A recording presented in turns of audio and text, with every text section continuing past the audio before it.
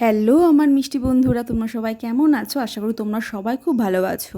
দিনটা ছিল 15ই আগস্ট, আর আমি সকালবেলা গান শুনতে শুনতে সব ঘরের কাজবাজ করছিলাম। এই রকম গান শুনতে শুনতে আমি ঘরের সব কাজ করতে খুব ভালোবাসি।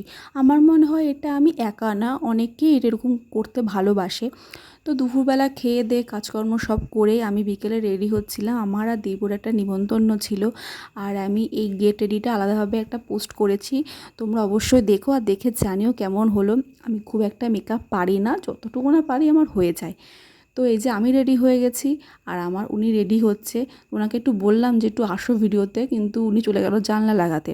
আসলে ও ভিডিও ফটো তোলা খুব একটা পছন্দ করে না, আর আমিও ওকে জোর করি না। তো একটু তাও আমার সামনে ভিডিওর সামনে একটু আসলো। তো আমরা বেরিয়ে গেছি, আর এখন তো সহজে টোটো কিছুই পাওয়া যায় না, রাস্তায় এত পরিমাণে জ্যাম। তো গিয়ে আমাদেরও চা খেতে দিল, আর এখন আমি চা খেতে প্রচণ্ড পরিমাণে ভালোবাসি। আর এই যে বার্থডে গ্যালারি,